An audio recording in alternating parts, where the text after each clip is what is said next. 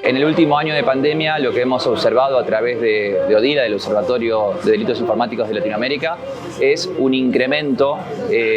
entre un 200 y un 300% de las estafas o fraudes bancarios. Es algo que no solamente lo hemos reflejado en nuestros propios reportes, sino que también otras organizaciones han dado fe de ello. Y encontramos una clara explicación en que la pandemia ha obligado a muchos grupos o a muchos sectores sociales a tener que ayornarse, a sumarse a la banca electrónica, a un montón de medios de pagos electrónicos, cuando ellos no lo estaban habituados. Por otro lado, las entidades bancarias o financieras han reducido la atención personal al público por las cuestiones de la pandemia, y esto ha creado un ambiente propicio para que los delincuentes o los ciberdelincuentes generen nuevas modalidades de estafa, sobre todo la del phishing, que es la que nosotros tratamos de enfocar nuestra campaña, que son estos engaños o fraudes a través de las llamadas telefónicas. Bueno, las metodologías son múltiples, entre ellas podemos encontrar sorteos, que quizás nunca participamos, pero mágicamente nos llaman de un programa de televisión o de alguna cadena de supermercado que ganamos un premio y nos tenemos que seguir ciertos pasos para recibir ese premio. Estar atentos ahí, porque si no participamos de algo no nos van a llamar que ganamos porque salió sorteado nuestro número de telefónico o algo, así que tengamos precaución en eso. También hay muchas estafas con el gancho ahora del tema de la vacunación, de la pandemia, entonces tener cuidado ahí. Si nosotros no nos anotamos en ningún lugar, o no nos van a llamar y no nos van a solicitar datos, porque generalmente los tienen a esos datos. Y otro también es el tema de las asignaciones por el tema de la pandemia o algún tipo de beneficio que podemos obtener, tratar de ir a los sitios oficiales, tratar de buscar el sitio oficial que está llevando a cabo esta medida y no contactarnos con un número de WhatsApp o algún llamado telefónico, sino tratar de ir a información lo más oficial posible. Así que son múltiples las modalidades que hay de estafa. Los delincuentes lamentablemente tienen demasiada creatividad, así que hay que estar atentos, desconfiar y ante todo caso ir a tratar de chequear, pero no caigamos en lo primero que nos lleva ese premio, porque si es urgente también tengamos en cuenta esto, porque todas las cosas que nos llaman son urgentes, tenemos que hacerlo ya, tenemos que hacer determinada acción, como por ejemplo ir a un cajero, así que si nos piden algún tipo de esa acción rápida, frenar y cortar la llamada como proponemos en la campaña, que es cortemos con el fraude. ODILA es un proyecto y es un observatorio que nació hace ya 5 años, que un poco lo que se propone es recolectar reportes de lo que va sucediendo en la realidad y tratar de contrastar la cifra blanca con la cifra negra. Esto significa, la cifra negra implica todos aquellos delitos que ocurren en la realidad pero que no llegan formalmente a oídos del Estado, ¿sí? Entonces, en la serie de reportes que hemos tenido anuales, hemos comprobado que cerca del 8 o 9 de cada 10 delitos no son reportados, no son directamente denunciados, por lo tanto el sistema no tiene conocimiento de que ocurre. Esto pasa por una multiplicidad de factores. Puntualmente con el fraude o las estafas bancarias, lo que proponemos es hacer foco sobre la responsabilidad de las entidades bancarias o financieras, tratando de cuestionar o realizar sugerencias, sobre todo porque los profesionales que estamos detrás del observatorio somos profesionales de la seguridad de la información y consideramos que hay medidas de seguridad que o no se están tomando, o si se están tomando no están siendo adecuadamente controladas o monitoreadas por parte de las entidades financieras, y esto lleva como consecuencia a que ocurran cada vez más fraudes, de los cuales los ciudadanos o los clientes son las verdaderas víctimas, porque son los que pierden el dinero, muchas veces terminan teniendo que devolver igual un préstamo que no pidieron, y no encuentran una respuesta ni por parte de la fiscalía, digamos de la justicia formal, ni tampoco muchas veces de parte de su propio banco.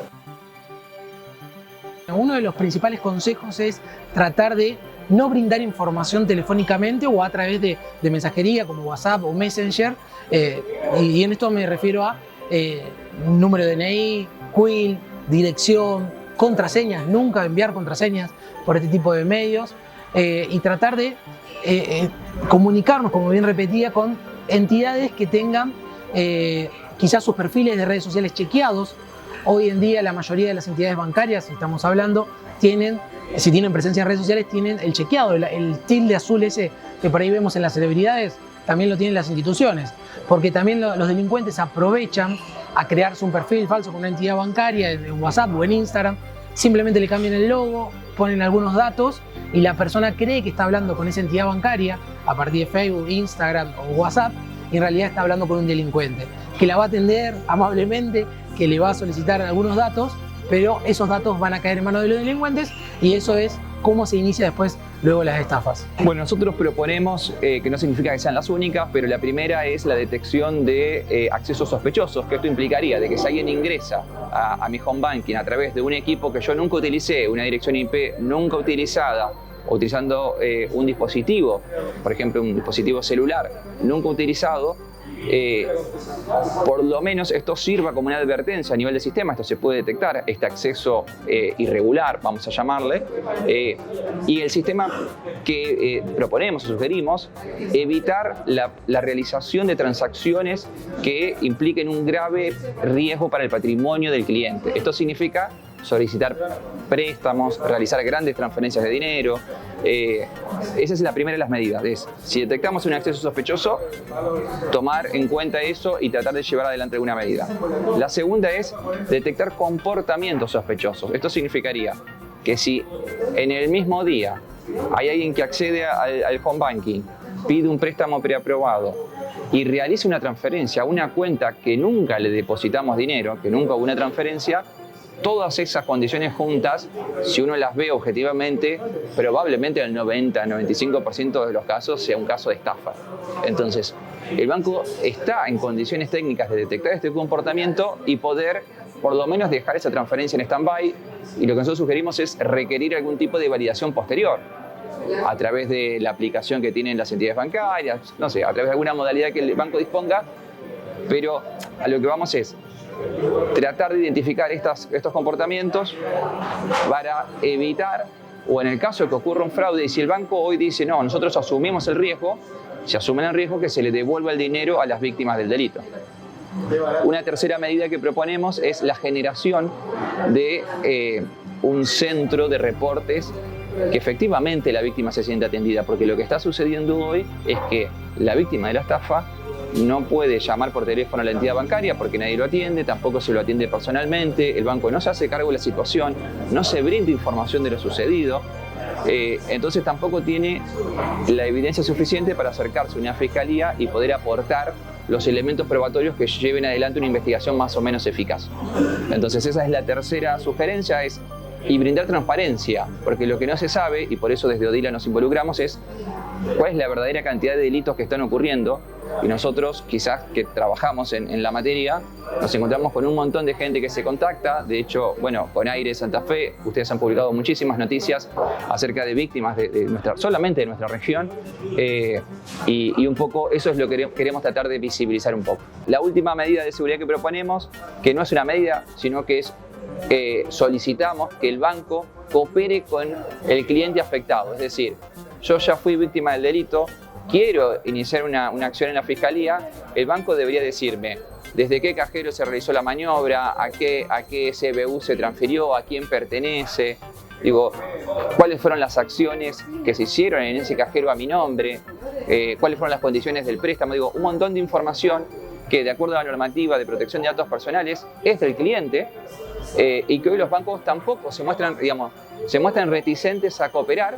Por lo tanto, también afectan nuevamente a la víctima, que no tiene una verdadera posibilidad de contar con la información para aportar en una fiscalía y que un fiscal lleve adelante la investigación necesaria. También hay otros consejos, como por ejemplo, si alguien te llama por teléfono y te obliga a ir a un cajero para cerrar la operación, para ganarte el premio, para quizás una compra, que vos estás vendiendo algún producto por Facebook y te dicen que te van a hacer la transferencia, que tenés que pasarle el CBU, y te guían los pasos y vos tenés que seguir esos pasos, ahí la recomendación inmediata es cortar esa llamada, porque puede ser fraudulenta. Hoy ningún banco te va a llevar a un cajero a que vos realices una operación. Lamentablemente, esta es la operatoria más común que hemos visto en las estafas, donde ellos te van guiando y te hacen sacar un préstamo o hacer la transferencia de todos tus fondos a una cuenta que no conoces, y uno con el teléfono, en el cajero, con la pandemia, con el barbijo, se pone muy nervioso, entonces quizás actúa sin medir las consecuencias. Cuando termina la operación, ya lamentablemente pasó todo, entonces no hay forma de prevenirlo. Por eso, ahí la idea, la recomendación es cortar. Otra de las recomendaciones que tenemos es la de tratar de, si nos ocurrió algún tipo de estas estafas y nos dimos cuenta cuando ya pasó todo, cuando quizás verificamos, es anotar cronológicamente cómo pasó todo, desde qué número te llamó, qué te pidieron, cuál era el modus operandi para poder detectarlo. Y a partir de toda esta anotación que tenemos, también otra de las recomendaciones es no borrar nada, no borrar ningún mensaje de WhatsApp, no borrar ningún mensaje de Instagram, por más que nos sintamos culpables, porque es lo que pasa, generalmente nos sentimos culpables, cómo podemos caer en esta estafa, nos sentimos unos tontos muchas veces. Entonces hay que guardar todo, anotarlo lo más